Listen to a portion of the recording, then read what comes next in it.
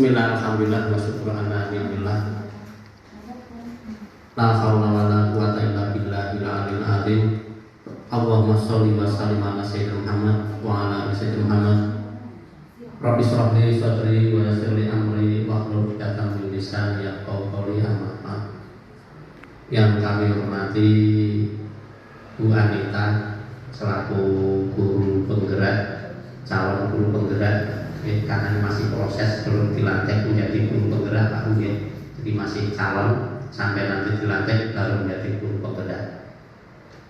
Bapak dan Ibu guru dari SD Negeri 1 Brantas Karjati serta Bapak Ibu guru dari SD Negeri 2 Brantas Karjati yang saya hormati, alhamdulillah di pagi ini kita diperkenankan bertemu di sini untuk bersama-sama melaksanakan sebuah kegiatan, yaitu diseminasi atau pemaparan atau penularan dari hasil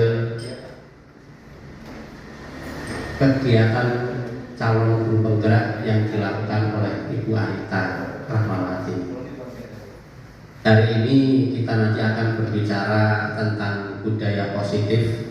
Apa itu nanti budaya positif? Nanti akan disampaikan oleh Ibu Anita, akan dipaparkan.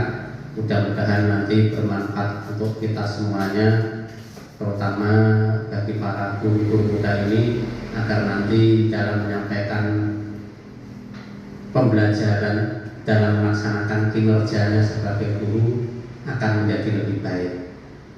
Sebab pengalaman menunjukkan bahwa akhir-akhir ini banyak di antara kita selaku guru itu sikap mental intelektualnya memang sudah bagus karena masih muda, masih semangat.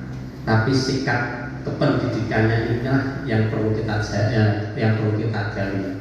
Maka di sini diperlukan sebuah pembudayaan, sebuah pembiasaan agar kita sebagai guru ini nanti benar-benar memiliki budaya yang positif, budaya yang baik, sehingga dapat mengembangkan pendidikan, mengembangkan diri kita sebagai pendidik, mengembangkan diri siswa dalam berprestasi. Ini perlu kita lakukan agar nanti anak-anak kita menjadi sadar prestasi, sehingga prestasi ini bagi anak-anak kita adalah merupakan suatu hal yang perlu diperjuangkan, sebuah prestis atau sebuah kedudukan yang mesti harus dijaga, harus dicapai.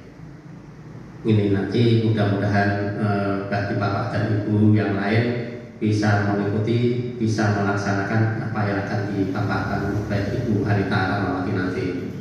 Saya selaku yang dituakan di SD Negeri 2 Brantas Karjati mengucapkan terima kasih sekali kepada Ibu Anita yang bersedia memberikan diseminasi atau penularan ini kepada teman-teman guru yang lain, sehingga guru-guru yang lain pun nanti akan termotivasi untuk bisa melaksanakan apa yang disampaikan oleh Ibu Anita nanti. Kemudian saya tidak banyak berpanjang kata, mudah-mudahan kegiatan ini nanti bermanfaat untuk kita semuanya, terutama bagi pengembangan diri kita sebagai guru dan pengembangan siswa di dalam melaksanakan pembelajaran. Terima kasih, selamat berkegiatan, mudah-mudahan sukses bagi kita semuanya, bisa membawa perbaikan untuk kita semuanya, terutama bagi pengembangan dan kemajuan pendidikan di wilayah kita. Terima kasih. Wassalamualaikum warahmatullahi wabarakatuh.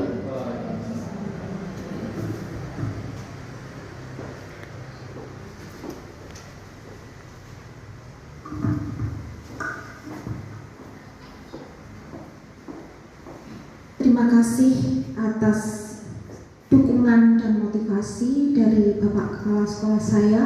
Mudah-mudahan saya bisa melaksanakan kegiatan saya dengan baik dan lancar hari ini. Assalamualaikum warahmatullahi wabarakatuh. Kepada yang terhormat Bapak Kepala Sekolah SDN 2 Brantas Karjati beserta Bapak Ibu hari ini, baik dari SDN 1 Brantas Karjati maupun SDN 2 Brantas Karjati yang saya hormati. Puji syukur kehadirat Allah SWT yang telah melimpahkan rahmat taufik serta hidayah kepada kita semua, sehingga pada pagi hari ini saya dapat melangsungkan diseminasi tentang menyebarkan pemahaman dan penerapan pengalaman budaya positif dari saya, Anita Rahmawati, calon guru penggerak Angkatan 8 Kabupaten Jepara dalam keadaan sehat walafiat. Sholawat serta salam tetap tercurahkan kepada junjungan Nabi besar kita Muhammad SAW. Semoga kita adalah salah satu umat yang mendapatkan syafaat yaumul kiamah nanti. Amin amin ya rabbal alamin. Bapak Ibu yang saya hormati ya, karena ini sepertinya kok tegang semua ya. Mari kita merefleksikan diri kita terlebih dahulu ya, biar tidak terkesan kaku atau tegang ya. Kita tepuk semangat dulu ya, bisa? Tepuk semangat.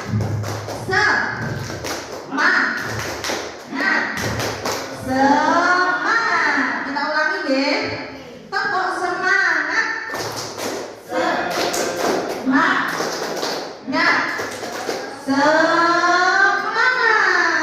Semangat Bapak Ibu. Pak Eko semangat. Ya, terima kasih ya. Baiklah Bapak Ibu, tanpa panjang lebar lagi ya. Jadi saya di sini akan menyebarkan pemahaman.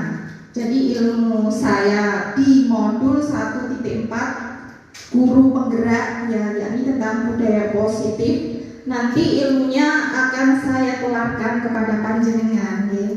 Jadi sifatnya di sini saya itu belajar, sama-sama belajar nih Bapak Ibu. Jadi saya tidak menggurui, jadi saya hanya menyampaikan, oh ini ilmu yang saya peroleh, dan mudah-mudahan kalau ada yang baik ya nanti bisa kita implementasikan di sekolah kita masing-masing ya. Bisa dimulai ya. Nah, belajar tentang budaya positif, apa kira-kira di gambaran pikiran Bapak Ibu budaya positif itu yang seperti apa? Monggo yang bisa berpendapat. Contohnya misalkan kalau diterapkan di sekolah kita, contohnya apa Pak? Berarti budaya ya Pak ya. Jadi budaya itu kan membiasakan ke hal yang baik. Nah tadi Pak Yoto sudah mencontohkan tentang kebiasaan tepat waktu. Berarti kita sebagai guru harus sudah hadir jam berapa Pak? Kalau di sekolah jam 7 okay. Jadi karena kita harus disiplin waktu. Toh juga kita sebagai ASN ya Pak harus hadir jam 7.07.00. Selain hadir tepat waktu apa lagi kira-kira contohnya? Bisa ada yang bisa memberikan budaya malu. Malu yang seperti apa Pak? Malu kurang tepat waktu. Oh gitu. Jadi kebalikannya ya. Wah ya. Bagus ya Pak Mata ya. Jadi kita harus mempunyai malu ya, karena malu itu sebagian dari iman ya Pak ya, ada habisnya juga ya. Bagus ya. Ya baiklah Bapak Ibu, itu ada sekelumit contoh yang mungkin ada gambaran tentang budaya positif. Tadi sudah ada yang memberikan contoh tentang kedisiplinan waktu ya. Nah hari ini kita akan belajar tentang konsep inti budaya positif, ya ini yang pertama tentang perubahan paradigma belajar, yang kedua tentang disiplin positif, yang ketiga nilai-nilai kebajikan, yang keempat kebutuhan dasar manusia, yang kelima motivasi perilaku manusia, yang kelima yakni tentang posisi kontrol guru, yang keenam keyakinan kelas, dan yang terakhir atau 8 ya ini ya tentang segitiga restitusi. Nah Bapak Ibu kalau melihat ini ya gambaran materi kita hari ini yang sudah pernah kita belajar yang mana Bapak Ibu? Yang disiplin positif sudah ya. Nilai-nilai kebajikan sudah pernah mendengar istilah itu? Belum? Barusan ya. Kebutuhan dasar manusia sudah ada gambaran? Belum ya, oke. Nah sekarang, ini yang pertama, ini adalah materi yang pertama, pembelajaran dengan paradigma baru. Nah sebelum saya ke intinya, di sini saya mau minta pendapat dari Bapak Ibu ya. Ada istilah pembelajaran berpusat pada guru ya, dan pembelajaran berpusat pada siswa atau murid. Kira-kira yang Bapak lakukan selama ini itu yang poin 1 apa poin 2? Berpusat pada guru sama berpusat pada siswa. Kira-kira yang sudah dilakukan Bapak Ibu guru di sini yang mana? Mungkin selama ini kita melakukannya masih poin 1, jadi berpusat pada guru. Jadi guru yang lebih aktif di kelas ya. Ada yang lagi? Ada yang mau berpendapat? Silakan.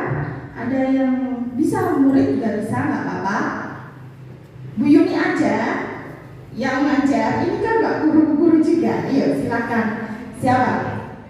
Berpusat pada guru apa berpusat pada siswa selama ini yang kita lakukan?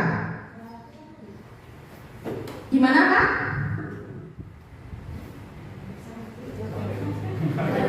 Gimana? Oh iya, seharusnya siswa. Oke. Oh berarti ini berdasarkan hal nyata, fakta yang dilakukan di lapangan, bahwasannya Bapak Ibu guru di sini masih menjalankan pembelajaran yang berpusat pada guru. Artinya guru ini yang aktif, ya kan?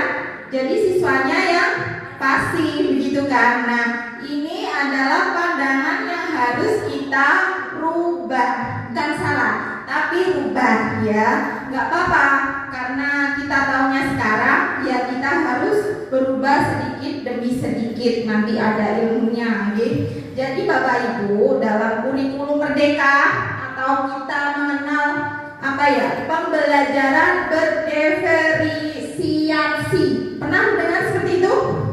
Nah, itu adalah pembelajaran yang berpusat pada murid atau siswa. Jadi yang aktif itu siswanya. Jadi menurut filosofi Ki Hajar Dewantara itu, kita itu diharapkan melakukan pembelajaran yang berpihak pada murid. Jadi guru itu gak perlu ceramah aja, ya itu kuno menurut pembelajaran yang sekarang. Ya, kita harus memiliki inovasi dan kreatif, ya, memakai model-model pembelajaran yang saat ini tren, ya, misalkan PJBL, Project Based Learning, Problem Based Learning, Discovery Learning. Nah, itu adalah salah satu contoh-contoh model pembelajaran yang berpusat pada murid. Nah, pembelajaran yang sesuai dengan kebutuhan murid dinamakan pembelajaran berdiferensiasi. Ya, ini ya.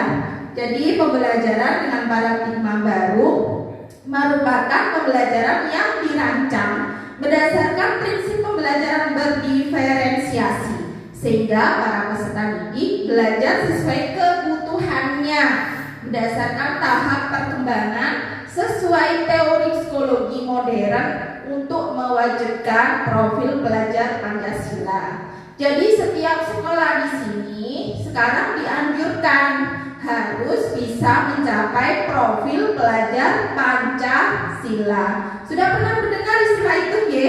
Jadi sudah tidak asing lagi. Ada berapa dimensi Bapak Ibu profil pelajar Pancasila itu? Di sini ada merah, kuning, hijau, itu berapa itu dimensinya? Ada 6 ya. Beriman, bertakwa kepada Tuhan Yang Maha Esa. Nah, itu kita terapkan. Contohnya apa? Nah, kalau pembiasaan kita ya bisa kita lakukan. Misalnya setiap mulai pelajaran kita berdoa dulu. Nah, itu maksudnya seperti itu. Agar anak itu memiliki akhlak mulia. Yang kedua adalah berkebinaan global. Karena kita adalah negara yang majemuk ya. Kita banyak pulau-pulau, provinsi-provinsi yang tentunya memiliki budaya yang beraneka ragam. Nah, kita diharapkan bahwasanya kita sebagai masyarakat Indonesia itu harus memahami kemajemukan budaya di Indonesia. Kita ditekankan pada murid, misalkan kita berbeda suku, murid itu diajarkan kita harus saling menghormati, saling menghargai dan lain sebagainya. Kemudian mandiri. Nah, ini Ini yang penting ya, karena pembelajaran itu kalau tidak mengalami sendiri itu tidak akan bermakna Bapak Ibu. Jadi Bapak Ibu di sini dalam mengajarkan itu siswa itu dilatih untuk mandiri, untuk memperoleh pengetahuannya sendiri. Jangan kita melulu diberi, kalau istilahnya kalau burung itu diloloi itu Bu, itu salah itu ya. Jadi anak itu diminta untuk mencari bagaimana sih kok terjadi fotosintesis. Nah, kita praktekkan ya, nggak melulu harus mencatat. Nah, itu sudah kuno ya. Terus yang keempat, bergotong royong. Nah, bergotong royong di sini maksudnya bukan melulu untuk melakukan kegiatan bersih-bersih ya. Gotong royong maksudnya enggak, pengertiannya tidak bersih-bersih ya. Nah, di sini bisa juga kita berkolaborasi. Nah, ini penting ini kalau dalam kurikulum Merdeka ya. Kita itu tidak bisa mewujudkan visi tanpa adanya kolaborasi, itu mustahil Bapak Ibu. Jadi kalau kita sebagai warga sekolah, jadi setiap Bapak Ibu guru ya harus saling mendukung satu sama lain agar visi kita juga bisa terwujud ya. Kemudian ada apa lagi itu? Kreatif. Nah, ini guru harus kreatif. Tadi kemarin kita sudah melaksanakan D5 ya. Bagaimana perasaannya Bapak Ibu?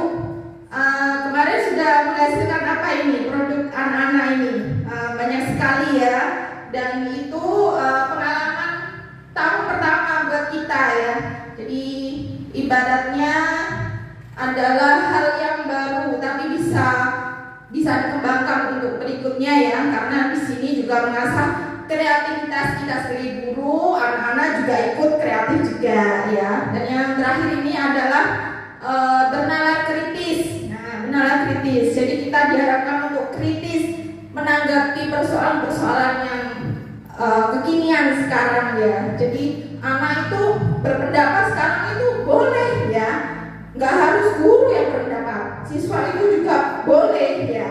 Karena dengan berpendapat itu dia bisa mengembangkan pikirannya, pengetahuannya. Dari situ dia bisa mandiri, kreatif seperti itu. Jadi ini saling berkaitan. Jadi ke dimensi ke-6 ini harus kita wujudkan di setiap sekolah. Itu ya Bapak Ibu. Nah, ini saya ada permainan. Sekarang coba Bapak Ibu berpasangan dua-dua ya, boleh tetangganya sendiri depan belakang atau sampingnya boleh. Jadi Anda dan teman Anda akan melakukan kegiatan cobalah buka. Anda adalah A, tugas Anda adalah mengepalkan salah satu tangan Anda.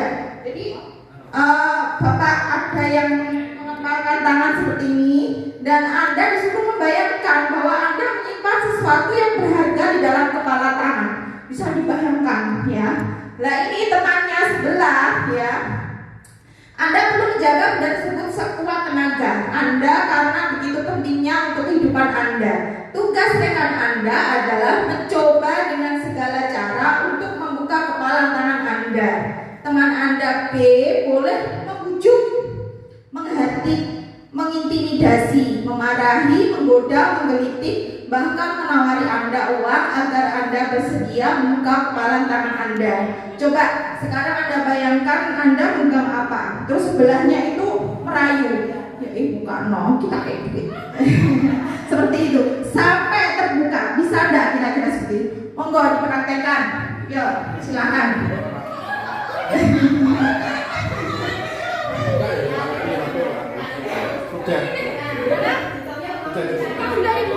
Berarti langsung dilepas Pak tadi tunggangannya. Hitung boncengmu membuka DHB. Oh, dikai HP. Ini diparingi HP Bapak Ibu. Coba ini bisa dibuka. Aku pakai Nah, dirayu enggak? Dirayu. Enggak mau berarti, enggak mau dibuka. Tidak apa enggak dibuka. Dibuka enggak? Tidak dibuka. Berusaha merayu membahas bakso juga tidak mau. Sudah dirayu beli bakso enggak dibuka juga. Coba ini Pak Salik. Ada. Belum berhasil tuh. Tadi ini apa Pak? Makan gua mau ya.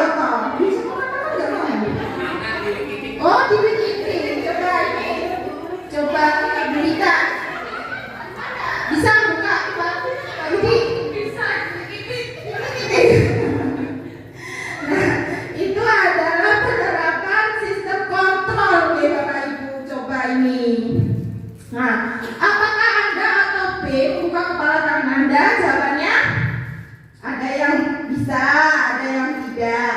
Mengapa? Apa alasan Anda atau B membuka kepala tangan Anda? Alasannya tadi apa? Diiming-iming tadi ya Pak? Tadi yang tidak mau diiming-iming. Nah ini orang yang berpegang teguh pada visi-misinya dia ya. Berarti DPG aku anjing mau berubah, anjing iki kueku ora oleh digowo wong. Nah seperti itu. Nah yang ketiga, apakah Anda atau B menutup kepalan tangan Anda? Ada yang iya, ada yang tidak. Sudah ya tadi ya. Oh ini dibalani mana? Nah dalam kegiatan ini sesungguhnya siapa yang memegang kendali atau kontrol untuk membuka dan menutup kepala tangan? Diri sendiri. 100 buat dunia. Diri sendiri. Ketika kita dipengaruhi oleh orang lain, kita kena bujuk lainnya. Kalau dia berhasil, berarti ini iman kita itu sudah goyah ikutnya ya. Kira-kira pribadian Bapak Ibu lah tadi Pak Abu begitu, berarti nggak mau berubah imannya ya. Seperti itu. Jadi yang bisa mengontrol diri kita sendiri adalah kita. Tidak penting itu ini apa tadi bakso, ini tadi apa makan apa. Nek wis ora ya ora ini. Kontrol diri kita sendiri. Mau terpengaruh, tidak mau terpengaruh dari pihak-pihak luar. Nah ini ya. Nah ini bagus enggak? Nah nanti Bapak Ibu bisa menilai. Kontrol diri sendiri itu bagus enggak ya? Gitu ya. Nah ini jawabannya.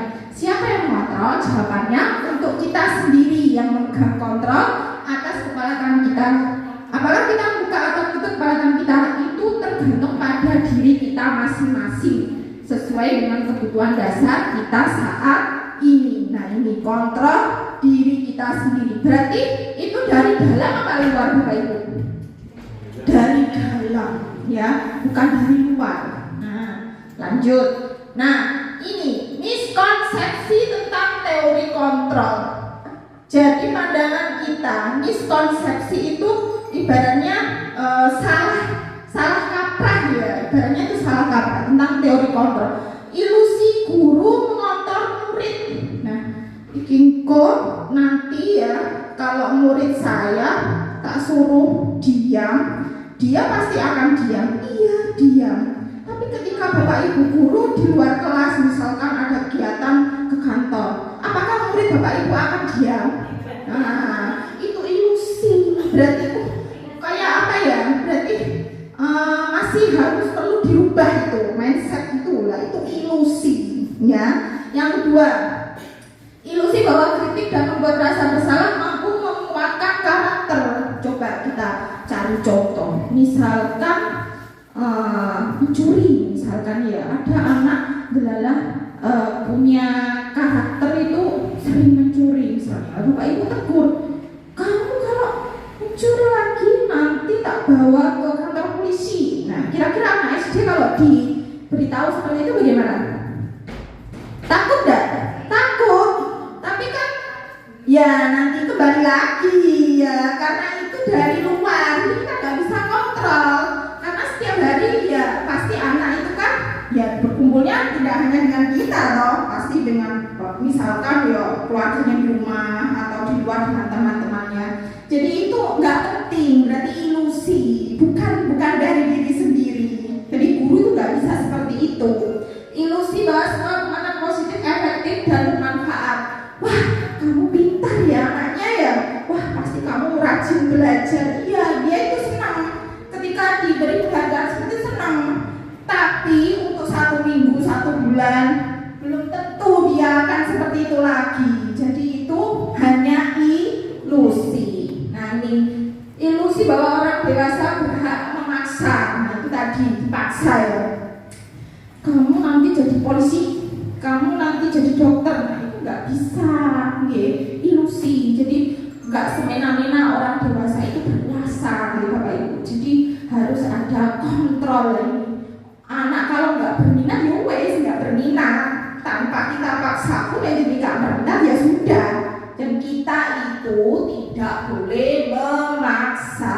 Nah, intinya itu seperti itu. Jadi kontrol itu dari dalam diri kita sendiri, nggak dipengaruhi orang lain. Aku kepengen kayak itu, nggak bisa, karena bakat dan minat anak itu setiap setiap orang itu berbeda, nggak bisa kita tentukan, seperti itu. Jadi semuanya itu hanya ilusi. Jadi yang bisa mengontrol anak itu adalah diri anak itu sendiri. Nah ini mengubah paradigma stimulus respon. Bapak Ibu di kuliah pernah belajar tentang stimulus respon Nah itu kita sudah pelajari ke pendekatan teori kontrol. Nah ini kurang Jadi stimulus respon itu sudah konvensional atau sudah kuno ya. Jadi sekarang itu pendekatannya menggunakan pendekatan teori kontrol. Nah, contohnya ini stimulus respon tentang dunia ya. Realitas kebutuhan kita itu sama, tapi kalau teori kontrolnya realitas kebutuhan kita berbeda. Betul enggak? Betul enggak? Kebutuhan kita setiap orang berbeda enggak? Berbeda. Nah, dari pandangan sini, dari pojok sini saja sudah berbeda. Ini yang pojok sini ada guru penjaskes. Sebetulnya guru penjaskes dengan guru kelas juga berbeda ya. Dari pakaian saja sudah beda ya. Guru agama sama guru kelas juga berbeda ya. Berbeda enggak Bapak Ibu? Berbeda kebutuhannya. Mungkin kalau Bu Ana sebagai guru kelas kebutuhannya beli Al-Quran ya, beli sajadah, mukena atau apa. Tapi kita kalau guru kelas ya kita sesuaikan dengan pembelajaran kita ya. Kan kita nggak ada pelajaran sholat ya. Begitu juga dengan guru penjas seperti itu. Yang kedua, semua orang melihat yang sama. Teori kontrolnya setiap orang memiliki gambaran berbeda ya. Setiap orang pasti memiliki keunikan masing-masing. Kita melihat Bu Yuni, wah Bu Yuni ini adalah guru berprestasi. Nah itu menurut saya. Tapi kalau menurut orang berbeda lagi. Enggak kok, Bu Yuni itu pribadi yang kalem, lemah lembut seperti itu. Memandangnya dari sisi yang berbeda ya. Jadi orang itu memandang orang ya berbeda. Misalkan, wah Bu Ana cantik sekali ya. Yang sana enggak, Bu Ana itu kok pendiam ya, enggak mau ngomong ya. Nah itu berarti berbeda. Yang melihat itu teropongnya orang itu berbeda.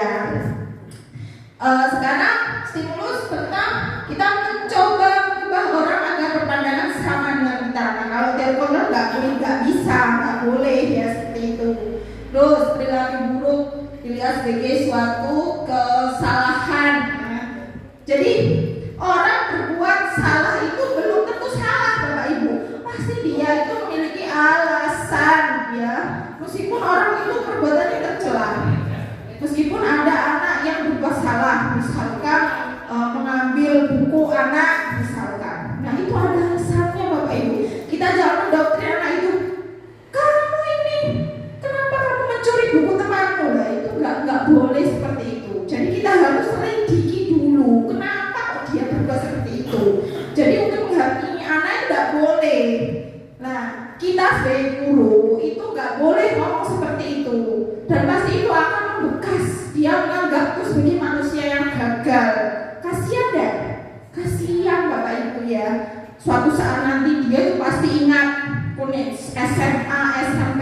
Guruku sing jenenge Pak Joko itu makno keras ya. Aku biar dia Pak misalnya disuruh keliling lapangan. Nah, itu membekas Bapak Ibu. Berarti dia tuh menganggap murid dia itu gagal. Nah itu nggak boleh. Meskipun dia melakukan perbuatan tercela, kita selidiki.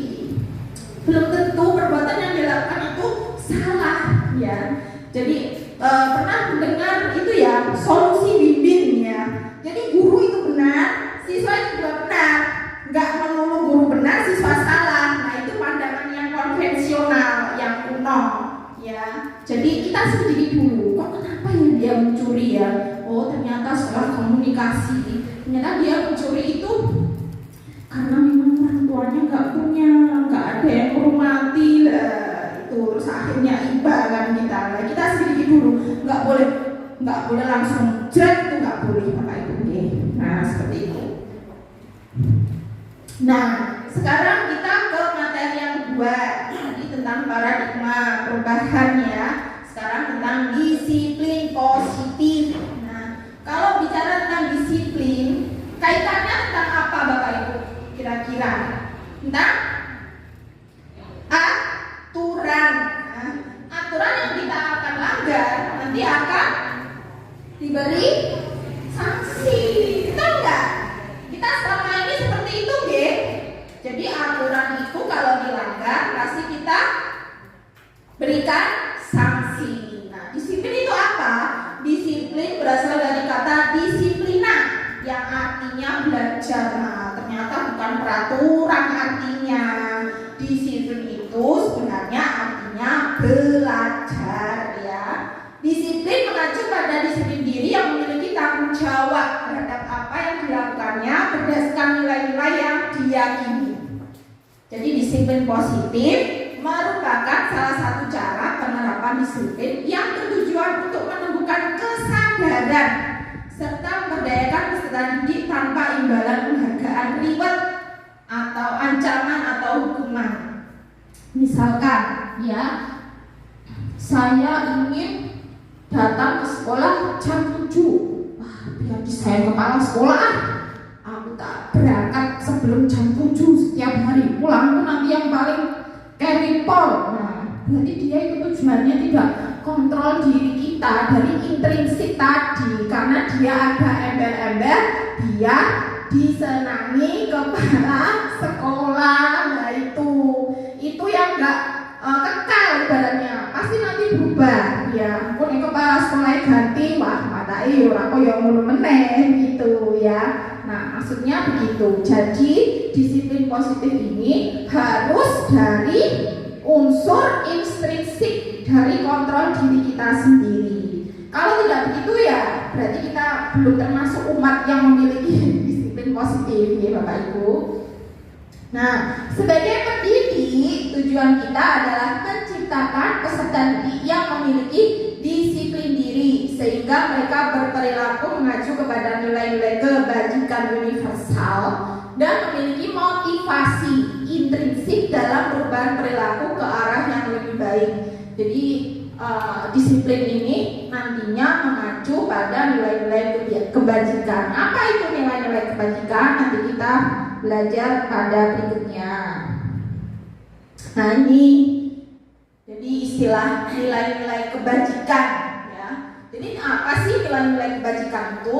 Nilai kebajikan adalah nilai yang disepakati bersama, lepas dari suku bangsa, agama, bahasa maupun latar belakangnya. Jadi nggak ada embel-embel saya suku Papua, saya suku Jawa Timur, Jawa Tengah, nggak ada ya. Jadi nilai-nilai kebajikan ini berlaku untuk universal, untuk umum, seluruhnya. Jadi contoh nilai kebajikan yang ada di sekolah kita. Nah, ini yang paling ngetren ini profil pelajar Pancasila Bapak Ibu. Contoh nilai kebajikan. Nah, ada beriman, tadi ada 6 dimensi sudah kita sebutkan tadi ya. Nah, yang kedua ini ada contoh ya dari Ibu Primary Years Program ya atau PYP. Jadi nilai kebajikan itu bisa toleransi, rasa hormat, integritas, mandiri, menghargai, antusias, empati, keingintahuan, kreativitas, kerjasama, percaya diri dan komitmen. Dan contoh kebajikan yang ketiga adalah keterampilan hidup atau life skill ya. Contohnya di sini dapat dipercaya, lurus hati, pendengar yang aktif, tidak merendahkan orang lain, dan memberikan yang terbaik dari diri. Sekarang pertanyaannya, apakah Bapak Ibu guru sudah mengimplementasikan nilai kebajikan di sekolah Bapak Ibu guru? Sudah? Yuk silakan berpendapat biar tidak sepi. Monggo. Yang mana yang sudah diterapkan? Untuk ketiganya insya Allah sudah Bu. Untuk profil pelajar Pancasila memang sesuai umur ya, sesuai kurikulum kita saat ini memang sudah kita usahakan dengan dari pembelajaran sehari-hari. Seperti beriman dan bertakwa pada Tuhan Yang Maha Esa dan berakhlak mulia, itu semuanya sudah kita laksanakan pada pembiasaan termasuk kebijakan global, gotong royong, mandiri, kreatif, dan bernama kritis. Kemudian untuk yang Ibu Primariers ini memang baru kali ini saya dengar, tetapi berdasarkan rinciannya seperti toleransi, rasa hormat, itu menghargai, kemudian ada empati, itu memang setiap hari ketika pembelajaran sudah kita sisipkan nilai-nilai tersebut. Kemudian untuk keterampilan hidup atau life skill ya, kemudian dapat dipercaya, lurus hati, pendengar yang aktif, tidak merendahkan orang lain dan memberikan yang terbaik dari diri, itu sudah juga insya Allah sudah kita sisipkan di pembelajaran kita gitu. Termasuk pendengar yang aktif, seperti yang jenengan utarakan yang tadi, memang dalam suatu masalah kita menanggapi apabila ada murid-murid kita yang saling bertengkar, memang kita tidak boleh mengejas yang ini yang salah, yang ini yang salah. Kita pertemukan dua belah pihak, kita harus menjadi pendengar yang aktif, pendengar yang baik dari dua pihak tersebut, begitu. Jadi ketiga-tiganya insya Allah kita sisipkan dalam pembelajaran sehari-hari, seperti itu. Terima kasih ya Bu Yuni sudah menerapkan nilai-nilai kebajikan. Untuk selanjutnya nilai-nilai kebajikan itu tolong ditingkatkan ya Bu, karena ini adalah memang kebaikan ya, termasuk kebaikan untuk mencetak generasi yang memiliki budi pekerti yang luhur dan berakhlak mulia. Jadi semuanya ini adalah sikap-sikap yang memang terbaik ya, yang harus kita terapkan. Lah yang tidak ada di sini bagaimana Bu? Nah, karena ini memang menurut institusi atau organisasi ya, mungkin bisa. Kalau itu sikap yang baik, bisa lah dikatakan sebagai nilai-nilai kebajikan gitu Bapak Ibu. Nah, untuk materi berikutnya, ini materi tentang kebutuhan dasar manusia. Jadi kebutuhan dasar manusia itu apa? Kebutuhan dasar manusia adalah segala sesuatu yang kita lakukan untuk mendapatkan apa yang kita inginkan. Seluruh tindakan yang kita lakukan memiliki tujuan tertentu, dan semua usaha terbaik yang kita lakukan adalah dalam rangka agar kebutuhan dasar kita terpenuhi dengan baik. Jadi kalau kebutuhan misalkan ya, kebutuhan kita itu apa Bapak Ibu setiap hari? Kalau sebelum berangkat sekolah, kita sarapan ya. Seandainya kita nggak sarapan, kita bagaimana? Ada yang kurang. Mesti nanti kalau mengerjakan misalnya dapat tugas nanti cuci kanku. Wah, ini kayak orang sarapan. Nah, ini ya. Nanti efeknya itu seperti itu. Jadi kebutuhan itu harus dipenuhi. Wah, kok Mbak Yuni ini perasaannya sumringah nih. Wah, ketoknya sudah sarapan ini. Lah, ini berarti sudah terlihat ya. Jadi kebutuhan itu kalau belum terpenuhi itu pasti ada gejolak. Gejolak itu apa? Masalah. Bener apa salah? Nah, begitu. Nanti kita belajar ini.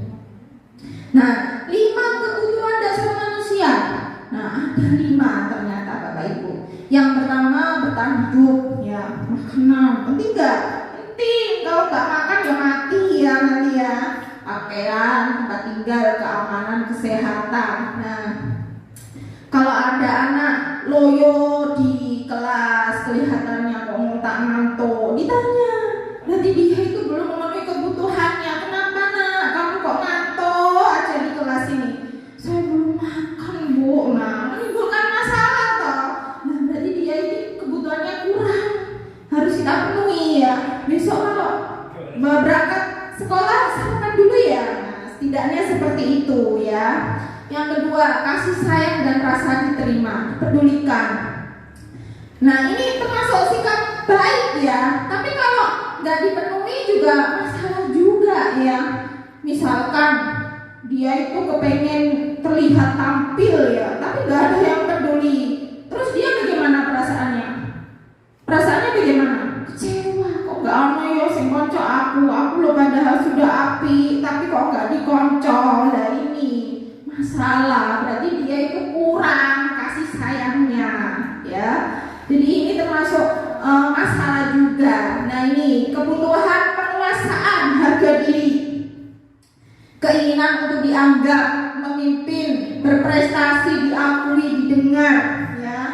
Seperti menang lomba-lomba, kita banyak siswa yang berprestasi misalnya. Ya kita beri pengakuan, setidaknya ya diberi selamat gitu. Masa menang selama seminggu selamat ya, terus berusaha dicake loh, sake dia itu penguasaannya. Wes sudah menguasai apa-apa tapi tidak dihargai. Nah ini penting Bapak Ibu ya. Ini ibaratnya itu ilmu yang tidak ada di kuliah Bapak Ibu. Nah ibaratnya tersirat apa tersirat ya namanya ya. Nah itu bahasanya kalau ada anak berprestasi ya setidaknya ya Allah Nan, kamu kok pintar sekali sih, selamat ya. Wah tingkatkan prestasimu. Nah, itu termasuk penghargaan bagi dia ya, merasa senang. Nah itu termasuk kebutuhan juga. Kalau tidak dihargai, wah menang ramo sing nganu ya. Nah itu kita sebagai guru juga harus refleks juga ya, ilmu itu kebebasan, mandiri, memiliki pilihan, mencoba hal baru, mampu mengendalikan arah dirinya ya, bebas. Dia itu kepengennya kalau di kelas itu bebas ya, seperti Lana itu ya, mencolot sana mencolot sini. Dan dia dikekang, masalah Bapak Ibu. Makanya saya kalau mengajar Lana itu saya biarkan. Kalau saya kekang, saya masalah Bapak Ibu. Berarti dia itu memang kebutuhannya kebebasan, butuh kebebasan. Nggak boleh kita terus disuruh duduk nengok-nengok gitu. Ayo, kamu harus gini. Nggak bisa Bapak Ibu ya. Karena anak itu pribadinya sendiri-sendiri. Leku khusus Lana itu seperti itu memang. Dia kepengennya bebas, ya sudah bebas saja. Tapi bebas yang terkontrol.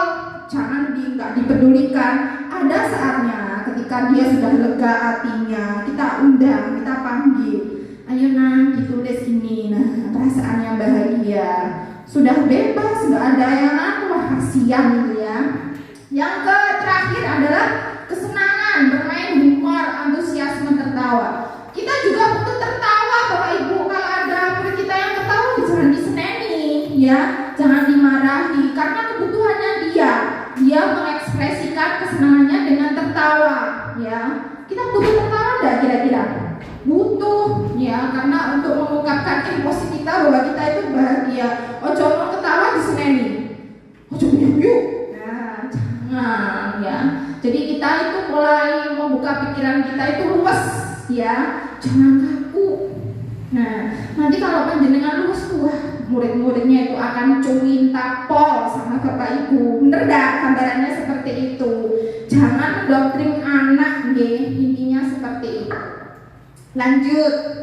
Nah ini motivasi perilaku manusia. Jadi motivasi itu ada dua Bapak Ibu. Jadi motivasi ekstrinsik sama motivasi intrinsik. Jadi motivasi ekstrinsik itu apa? Untuk menghindari ketidaknyamanan atau hukuman. Nah tadi murid datang ke sekolah jam 7 karena takut nanti dihukum. Nah itu embel-embelnya, karena takut makanya dia datang pagi karena takut dihukum. Nah itu ekstrinsik namanya, okay? Untuk mendapatkan imbalan penghargaan dari orang lain. Aku tak ini jadi ibuku dikai duit 500 misalnya. Nah itu ekstrinsik namanya. Dia mau melakukan sesuatu karena ada embel-embel imbalan. Nah, yang kedua adalah motivasi intrinsik. Nah, ini yang diutamakan ya, untuk menjadi orang yang mereka inginkan dan menghargai diri sendiri dengan nilai-nilai yang mereka percaya. Tadi, wes sadar, aku ancen sekolah berangkatku juga harus pagi karena saya adalah siswa yang harus taat pada aturan, gak wedi sembarang kalir ya, yang memang kesadaran diri sendiri. Jadi tidak ada embel-embel nanti takut dihukum, nanti takut dicewer, nanti takut disuruh keliling lapangan. Gak ada embel-embel seperti itu. Kesadaran diri ya, kita sebagai guru juga begitu. Ancen kewajiban kita, tanggung jawab kita harus datang ke sekolah yang memang harus sebelum jam 7. Nah itu kesadaran diri kita. Jadi namanya motivasi intrinsik ya. Nah, oke. Nah sekarang kita bicara tentang hukum. restitusi ini masih asing nih Bapak Ibu. Jadi kira-kira menurut Bapak Ibu hukuman itu yang seperti apa sih? Siapa yang mau berpendapat? Hukuman itu kira-kira pengertian hukuman menurut Bapak Ibu itu bagaimana sih? Siapa? Oh iya, Bu Siska, monggo. Hukuman itu mungkin sebuah imbalan dari seseorang ketika melakukan kesalahan. Kalau konsekuensi gimana? Konsekuensi berarti kesadaran diri ketika kita sudah melakukan kesalahan, berarti kita harus siap apa dampaknya yang terjadi ke dalam diri kita. Oh iya. Wah, berarti Siska ini pengetahuannya luas ya. Pengetahuan bagus Siska, ya betul ya. Jadi hukuman itu apa? Hukuman itu tidak terencana tiba-tiba. Ya, misalkan tadi contohnya lagi-lagi terlambat sekolah, tidak mengerjakan PR ya. Kamu tidak mengerjakan PR, ayo sekarang push up.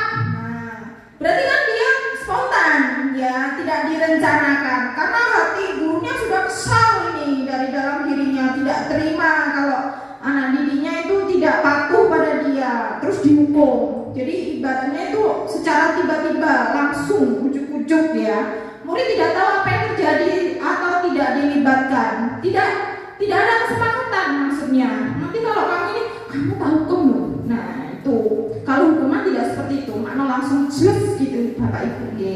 Terus bersifat satu arah, karena ini yang membuat hukuman itu dari gurunya ya, dari gurunya. Terus berupa hukuman fisik atau psikis ya. Omongan aja itu termasuk hukuman loh. Ya, omongan saja ini kita itu harus juga ini ya, ibaratnya harus mawas diri ibaratnya ya. Jangan sampai kata-kata kita itu melukai ya, perasaan dari anak didik kita. Nanti itu dampaknya besar Bapak Ibu. Nah, Bapak Ibu nanti akan terkenang sepanjang hayat dia ya. Pasti ingat-ingat itu. Dan pasti anak kalau sudah benci gurunya, pelajarannya itu mesti nggak bisa, mesti pengaruh sama nilai. Angger kalau guru matematika, sumpah hawane auranya ini, aduh, gak iso tenang ya. Makanya kita itu jangan menakut-nakuti anak ya. Meskipun kita nggak bisa, akunya gak iso, tapi ya jangan dilihat-lihatkan. Kita kan sebagai guru profesional ya, kita harus bisa menyikapi.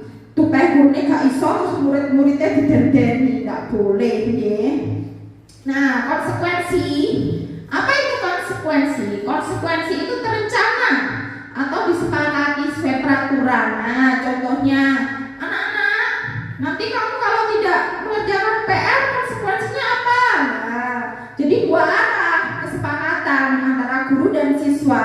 Ada murid bilang, Bu, nanti kalau nggak garap PR nanti nyanyi lagu Garuda Pancasila di mana?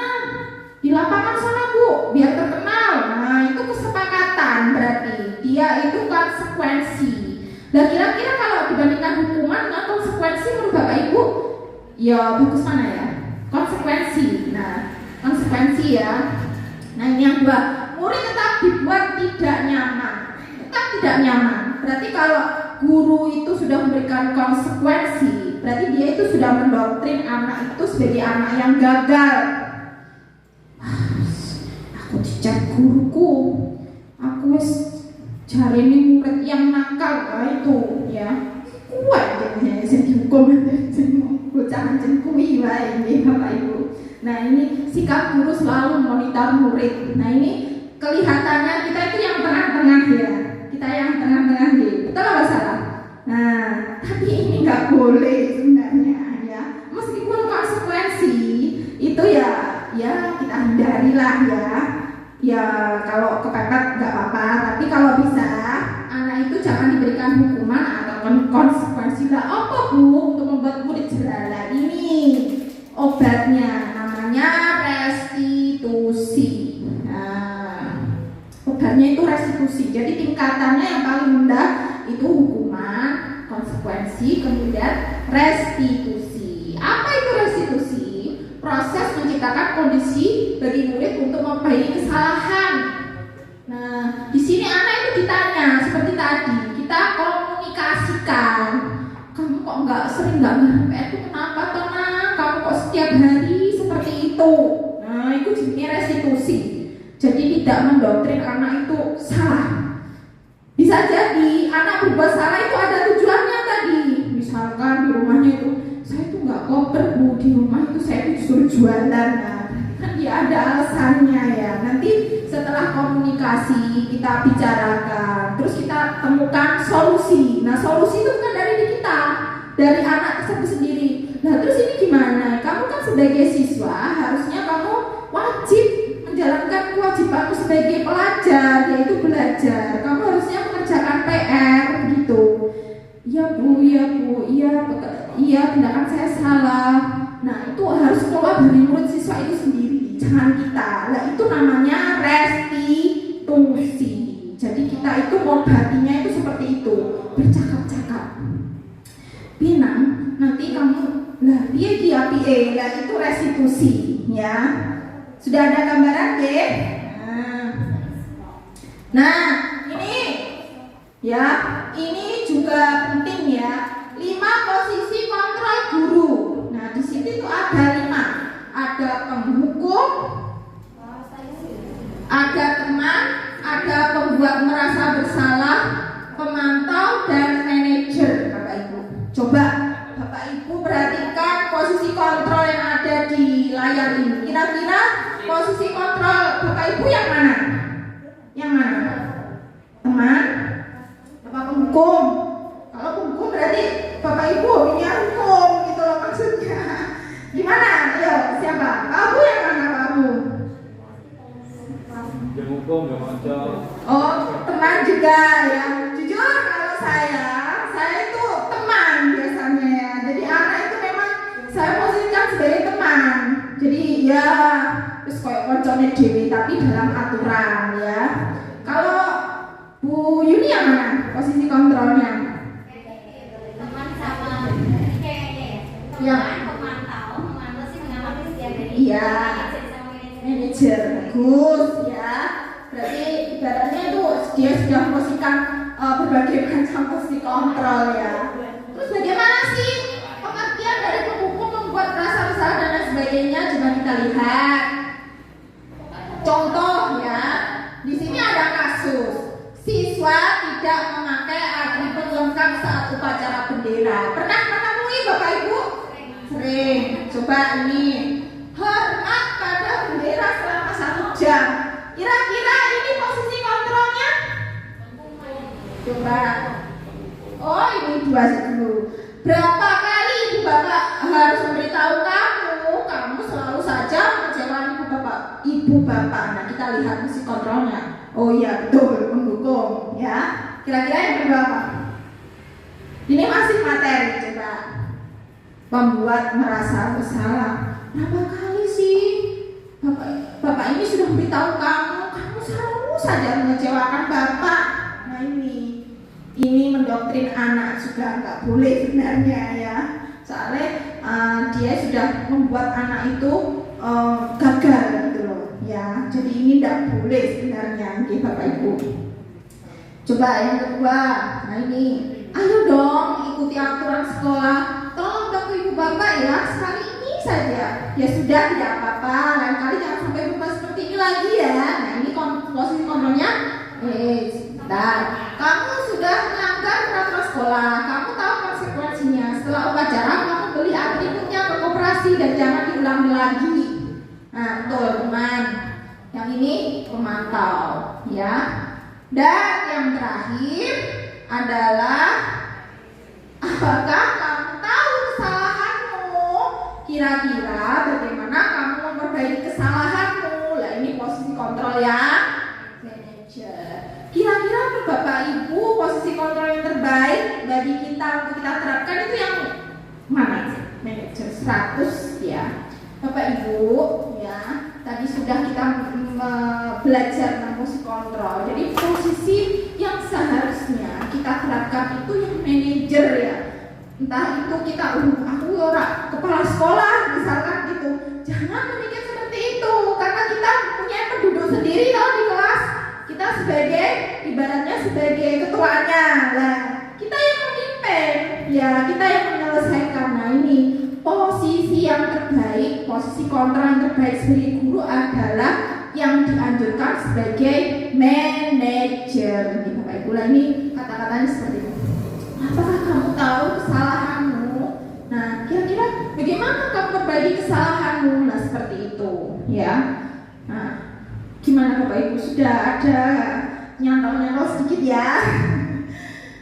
Ya, sudah, ini kuis. Nah, coba ini cepet-cepetan ya.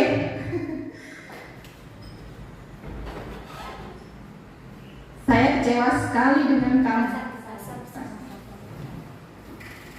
Iya, 100 berapa ini? Coba yang kedua. Iya Bapak Ibu konsentrasi. Tadi ada 5, berarti 4 berarti ya. Coba. Kamu tidak pernah benar melakukannya. Yuk, yang mana? Di mana Pak? Pak Abu tadi jawaban? Iya. Apa? Yuk, coba. Kamu tidak pernah benar melakukannya. Apa? Coba ya. Iya, 100 bagus. Wow, tadi jawab hukum ya. Nah ini, coba. Apa rencana untuk menyelesaikan masalah ini? Iya, manajer. Ya, sudah nyantol berarti materinya. Keempat. Ayo lakukan begini Bapak Ibu ya. Ayo lakukan begini Bapak Ibu ya. Ya teman ya. Betul. Terus terakhir. Kamu tidak pernah mendapat nilai jika tidak mengerjakan tugas. Apa? Mantau. Karena ada konsekuensinya, ada akibat yang dikerjakannya. Nah ini memantau nih Bapak Ibu. 100 buat Bapak Ibu. Ya, bisa ya. Nah, sekarang materi kurang 2. Keyakinan kelas. Keyakinan kelas. Mengapa keyakinan kelas? Kenapa kok bukan peraturan kelas? Bapak Ibu kalau bisa menggambarkan peraturan kelas itu biasanya dipampang di sini ya, tapi di sini tidak ada, sedang tidak ada. Karena ini kita mungkin ajaran baru ya, yang kita perbaiki. Jadi biasanya dapat drop-dropan ya, terus ditempel di situ. Itu namanya peraturan kelas. Nah, kenapa kok gak keyakinan kelas? Nah, coba. Mengapa kita? Nah, sekarang kita contohkan. Kita kalau berlalu lintas, kenapa kok pakai helm? Ayo, alasannya kenapa? Atau alasan apa? Apakah jenengan itu di polisi? Apa di apa? Ayo. Mana Pak? Terus buat Pak Fatah ya. Jadi keyakinan itu adalah itu tadi. Dia yakin kalau pakai helm itu dia itu selamat, bukan karena takut sama polisi.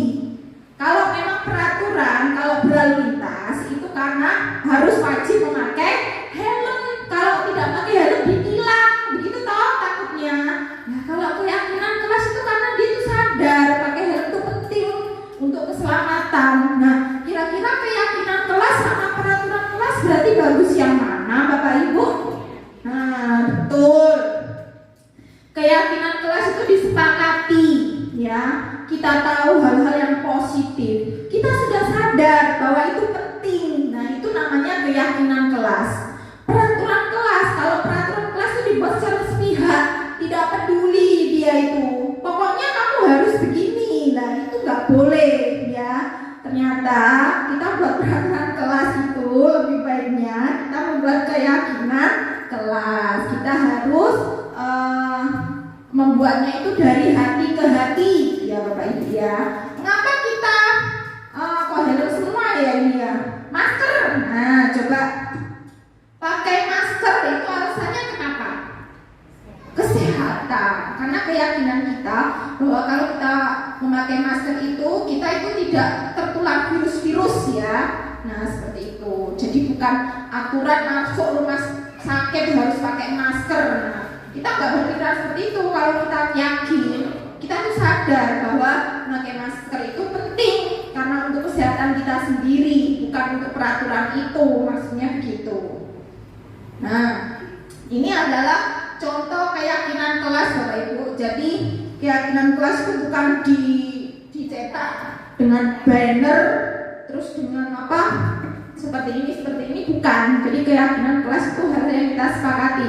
Apa pendapatmu? Kamu kepengennya apa? Kamu kepengennya apa? Itu ditulis di post-it, kemudian ditempelkan di kelas-kelas. Nah, itu keyakinan kelas. Nah, kalau sudah keyakinan kelas itu sudah kita sepakati, kalau dilanggar, nah ini nanti arahnya seperti itu. Kita beri konsekuensi atau restitusi. Tapi kamu sudah melanggar keyakinan kelas apa? Kok kamu begini? Oh iya Bu, saya tadi melanggar keselamatan. Apa? Tadi tidak pakai helm misalnya. Berarti kamu tidak mau selamat. Nah itu nanti ujung-ujungnya seperti itu. Jadi membutuhkan keyakinan kelas bersifat abstrak, tidak nampak. Contohnya saling menghormati. Nah itu keyakinan kelas. Kita saling menghormati sesama teman. Berupaya pernyataan universal, jadi umum, tidak khusus untuk kelas ini saja, bisa untuk kelas lain juga bisa, tidak untuk umat Kristen, umat Islam, tidak umum, universal ya.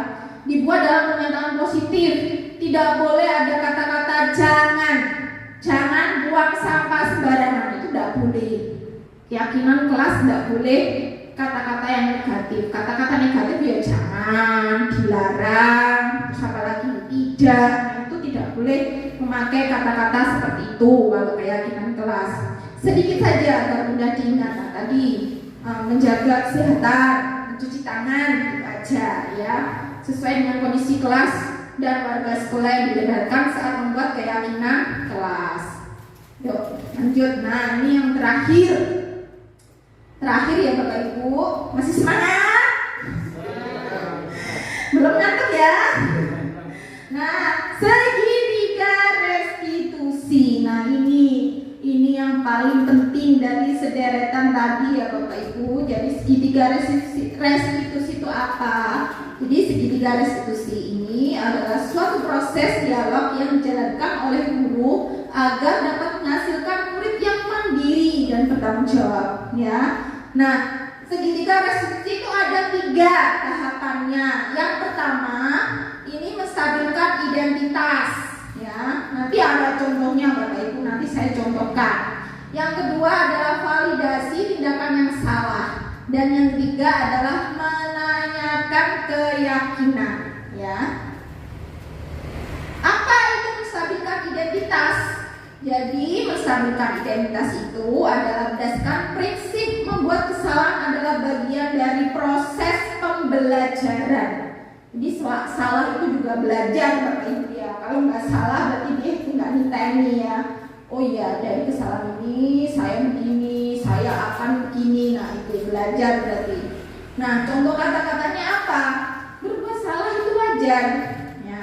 Tidak ada manusia yang sempurna. Apakah saya pernah berbuat salah? Sering. Kalau saya, karena saya juga manusia biasa ya. Ibu bapak juga pernah melakukan itu. Oh iya. Dulu kalau waktu sekolah, Bapak Ibu juga pernah nggak mengerjakan PR sama dengan kamu ya. Nah itu namanya menstabilkan identitas. Ibu atau Bapak tidak mau mencari siapa yang salah, tapi Bapak Ibu ingin mencari solusi dari permasalahan ini. Nah ini contohnya, kamu berhak merasa begitu. Ya boleh kamu mengekspresikan apapun ya. Nah ini yang kedua adalah validasi tindakan yang salah. Apa itu validasi?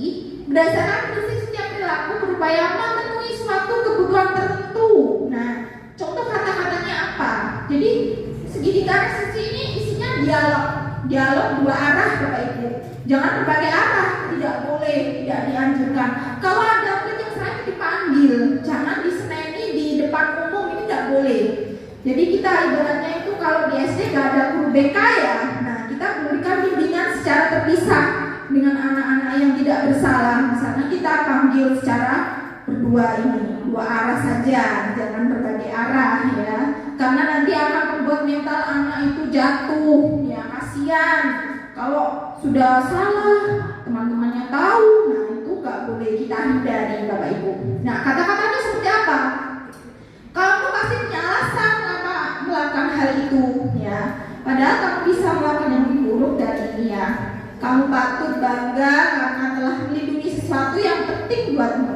Kamu melakukannya karena mempertahankan sesuatu yang penting bagimu. Nah tadi seperti tadi mengepalkan tangan. Kalau aku nggak mau ya udah nggak mau aja gitu ya. Nah ini yang terakhir ya, menanyakan keyakinan. Apa itu menanyakan keyakinan? Berdasarkan prinsip teori kontrol bahwa dasarnya kita termotivasi secara intrinsik. Nah kata-katanya seperti apa? Apa keyakinan kelas kita? Nah tadi yang sudah dibuat post-it tadi, beraneka macam. Dan nilai-nilai apa yang telah disepakati bersama? Seperti apa gambaran sebuah kelas yang ideal menurut kamu? Kamu ingin jadi seperti orang apa sih? Nah, itu menanyakan keyakinan ya. Jadi anak itu berbicara sendiri, inginnya apa? Jadi dia gurunya menuntun, ya bukan ngajari tapi hanya menuntun, nggak boleh kamu itu ya tadi sudah saya contohkan tadi ya. Jadi nggak boleh seperti itu. Kamu pengen apa nak? Terus bagaimana ini? Kamu kok melanggar ini terus? Kamu berubahnya gimana caranya? Nah itu seperti itu. Nanti ada contoh videonya. Nah ini adalah saya akan menanyakan video tentang kasus Bapak Ibu. Jadi ibaratnya ini contoh ya. Jadi anak ini sebagai pelaku contoh video saja, bukan pelaku sesungguhnya ya. Jadi ini di konsep memang memerankan suatu peran ya. Monggo disimak bersama sambil refreshing ya.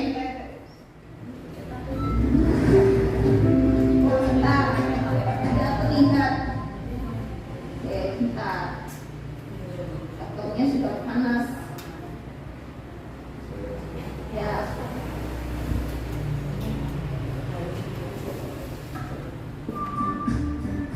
Udah ya? Iya.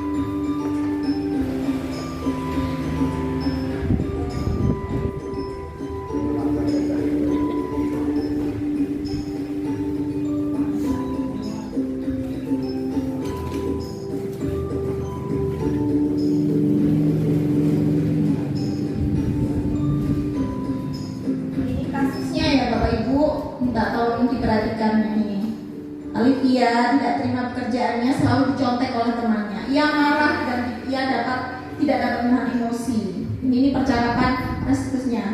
Olivia, bisa dibesarkan Pak Mita atau Pak dia tahu volumenya bisa dibesarkan Pak? Bisa? Pak Mita bisa? Ya.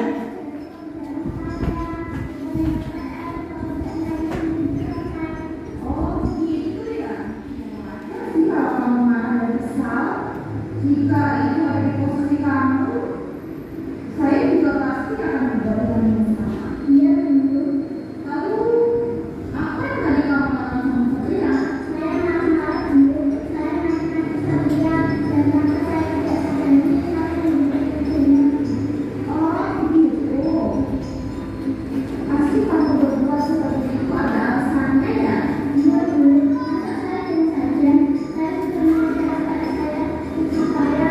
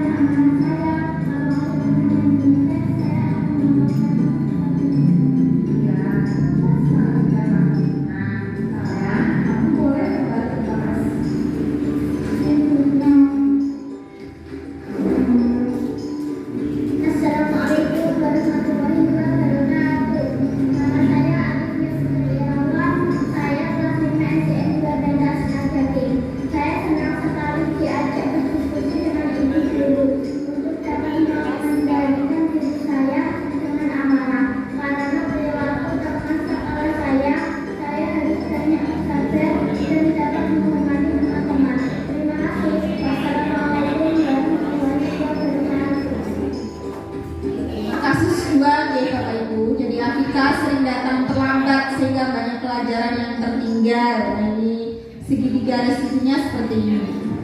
Afrika, kenapa anak-anak ini langsung terlambat ke sekolah? Iya, menurut kamu, menurut keinginan kamu sudah berapa kali terlambat ke sekolah? Dari berapa itu satu kesalahan bukan? Iya, Afrika, berbuat kesalahan itu manusiawi. Setiap orang pasti pernah berbuat kesalahan. Yang terpenting kita bisa belajar dari kesalahan tersebut dan berusaha untuk memperbaikinya. Setuju? Nah, sekarang kita cari solusinya bersama ya. Iya, dari datang terlambat pasti punya alasan. Nah, kenapa sih Afrika kok sering datang terlambat ke sekolah? Karena saya kamu tahu keyakinan kelas kelas kami. Nah, kalau sudah datang terlambat, sesuai nggak dengan keyakinan kelas kami? Tidak, Bu. Nah, sekarang kamu keyakinan kelas apa itu nggak melanggar? Nah, menurut kamu disiplin itu penting tidak?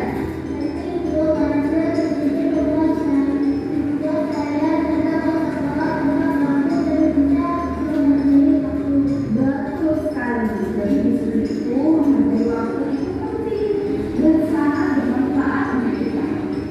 Seperti dapat menghargai orang-orang yang ada di sekitar, kerjaan jadi tidak menumpuk dan kita dapat melatih rasa kepedulian. Ya,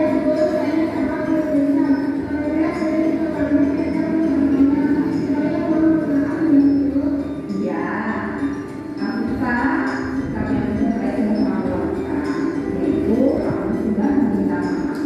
Menurut kamu, apa yang kamu lakukan agar tidak datang terlambat lagi ke sekolah? Saya akan tidur lebih cepat dan juga akan baik, Afrika. Nah, sekarang kamu kan sudah menemukan solusinya. Nanti ibu akan bekerja sama dengan orang tua kamu agar tidak datang terlambat ke sekolah. Jadi kamu bisa bangunkan setiap pagi. Nah, sekarang kamu boleh kembali ke kelas. Ya, Bu, terima kasih. Sama-sama.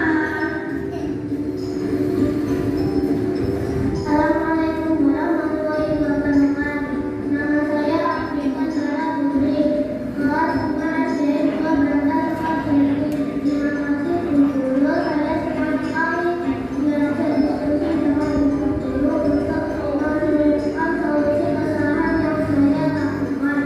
Saya akan tidur lebih cepat dan tidak main HP terlalu lama sehingga tidak terlambat datang ke sekolah. Wassalamualaikum warahmatullahi wabarakatuh.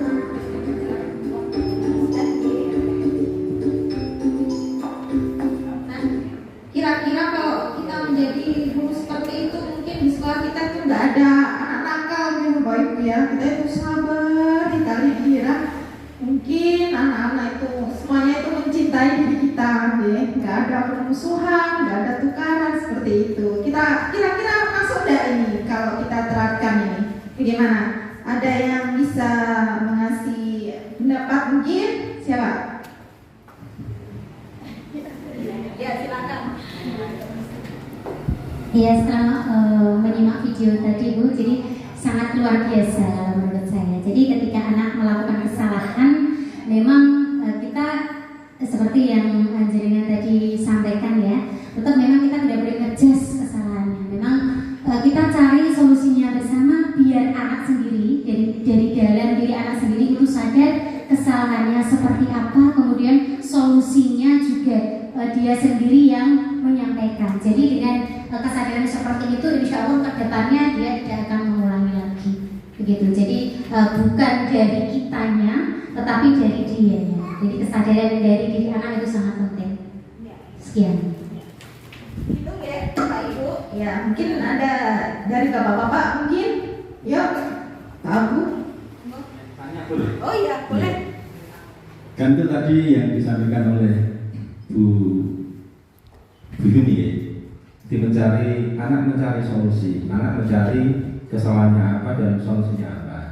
Anak tahu kalau dia salah dan dia harus memperbaikinya. Tapi dia tahu solusi, tahu tahu kesalahan dan tahu solusi, tapi dia tidak mau melakukan solusi dan kesalahan itu lagi.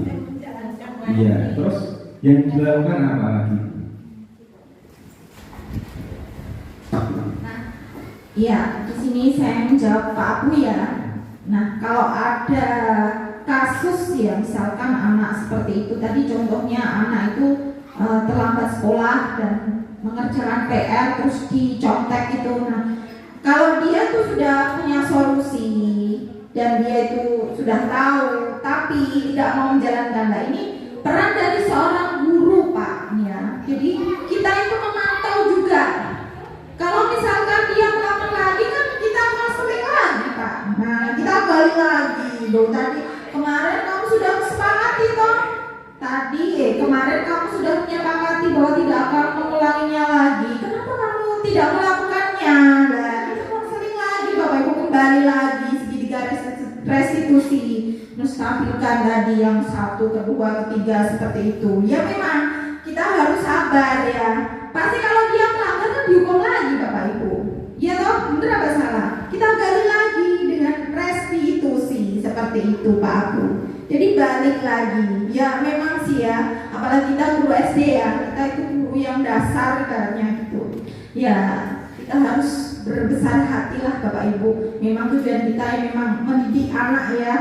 Jangan sekali-sekali kita itu hanya mengerjakan tugas kita. Seperti aku ulang, urusan itu tidak boleh. Hindari sikap yang seperti itu. Pasti di sekolah itu banyak permasalahan. Nah, kita itu harus bijak menyikapi, termasuk dengan permasalahan-permasalahan anak kita.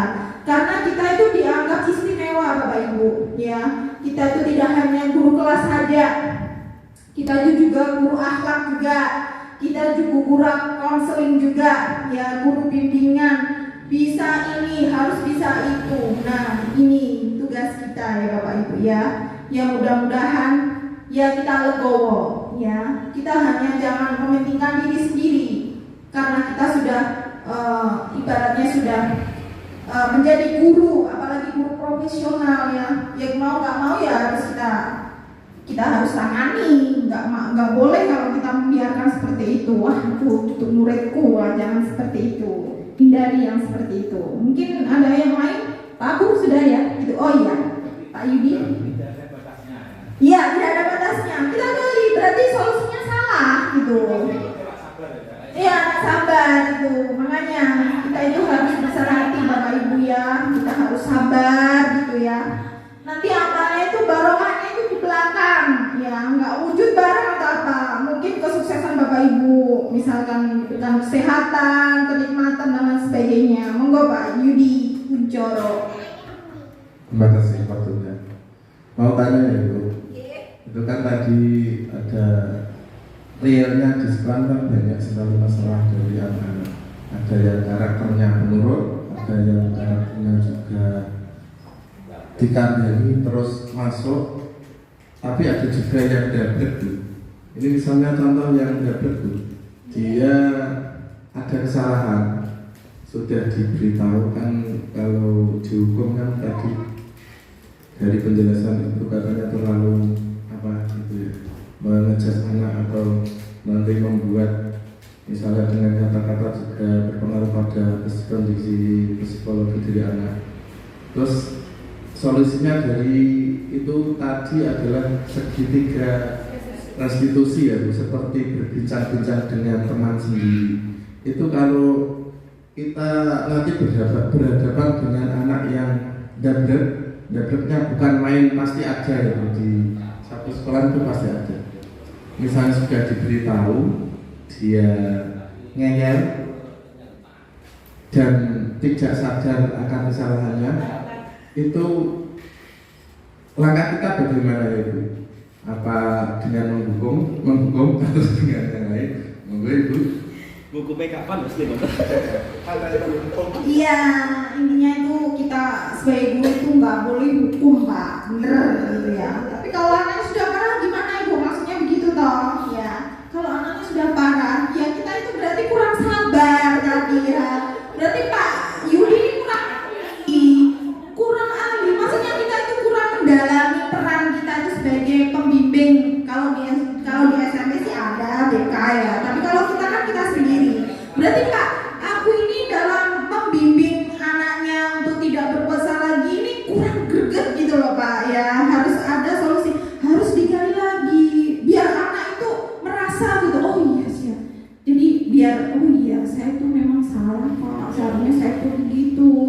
ya. Jadi kalau memang dalam filosofi KHD Dr. Dewantoro menghukum anak itu tidak boleh Pak, memang Pak, ya tadi ya. Ujung-ujungnya tadi kalau tidak sabaran dihukum, nah itu uji kesabaran kita itu belum lulus berarti ya, intinya seperti itu. Begitu Pak. Oke, menanggapi ini apa bertanya ini? Oh, meneruskan. Oke, monggo. Ini meneruskan kasus Pak Yudi, apabila ada anak yang memang bukan gabut sih Pak, gabut kayak kasar gitu, yang memang tidak sesuai seperti yang kita harapkan, agak marah gitu. Kita memang pernah menemui kasus seperti itu ya Pak, untuk Dendi, Mas Dendi. Nah itu Bu, misalnya kalau memang kita beri seketika restitusi tadi sudah berkali-kali, sudah kita ajak ngomong berkali-kali, terus solusinya juga dia menyampaikan berkali-kali, tapi ternyata masih diulangi terus. Nah, langkah kita kemarin adalah melaporkan atau membicarakan kepada orang tuanya.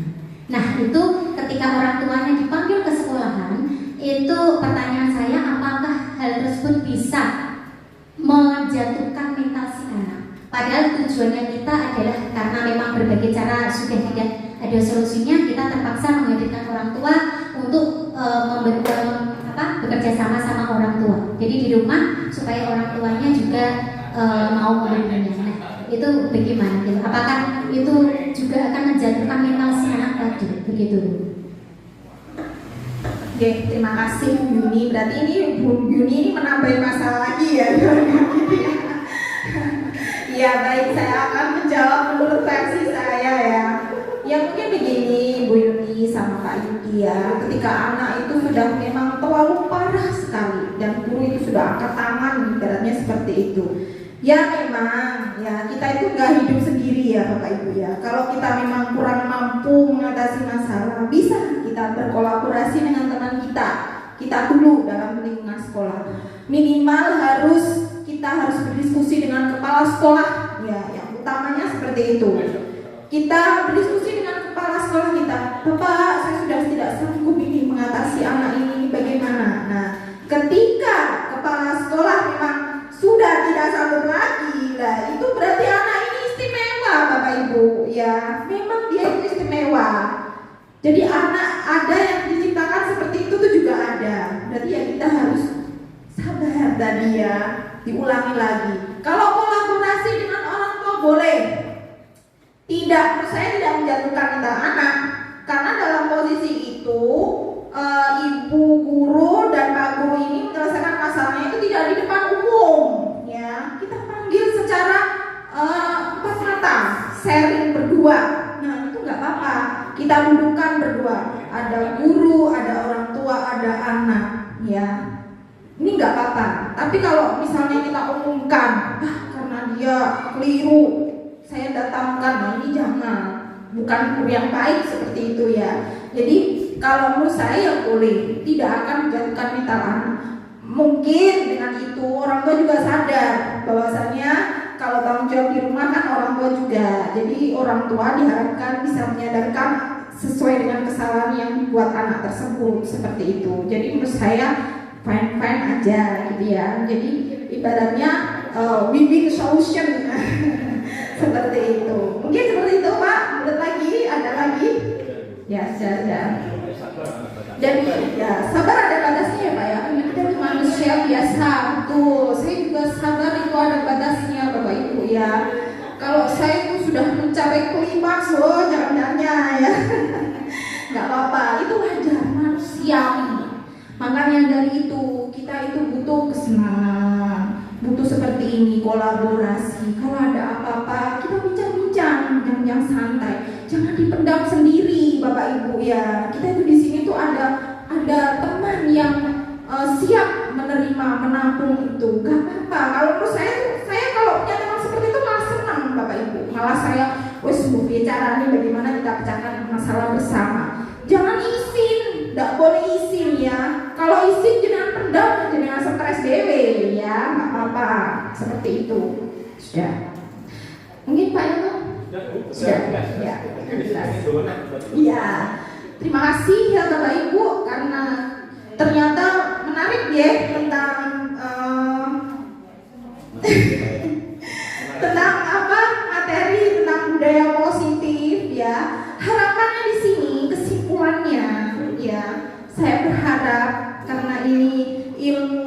ada di materi kuliah ya mungkin ya. Jadi mudah-mudahan bisa menambah wawasan dan pandangan Bapak Ibu guru. Toh bagusnya diterapkan juga di sekolahnya. Jadi intinya jangan buat anak itu merasa bersalah. Kita sebagai guru harus bisa mengarahkan, membimbing, dan jangan lupa kita itu peran kontrol kita baiknya sebagai manajer ya Bapak Ibu ya, manajer, dan setiap ada masalah selesaikanlah dengan tahapan segitiga restitusi. Bisa diterima? Sampai. Terima kasih Bapak Ibu telah meluangkan waktunya. Semoga amal panjenengan untuk datang ke sini bisa memberikan manfaat, wawasan bagi pendidikan kita ya. Semoga kita menjadi guru yang hebat, sehat dan bahagia ya. Jangan jadi guru yang cemberut. Nah itu susah itu ya. Kalau guru cemberut saja itu susah itu saya ya. Jadilah guru yang murah senyum ya. Berarti kalau murah senyum itu sudah mencerminkan panjenengan itu merasa bahagia, puas, menguasai sesuatu hal. Setidaknya seperti itu Bapak Ibu. Saya mewakili Bapak Kepala Sekolah juga ya, karena dari Bapak Kepala Sekolah ada kepentingan. Jadi saya akhiri dulu destinasi saya tentang penyebaran pemahaman tentang budaya positif. Akhirnya saya telah melaksanakan aksi nyata modul 1.4. Semoga dapat bermanfaat dan bisa diimplementasikan ke dalam pembelajaran dan di sekolah kita. Jaya terus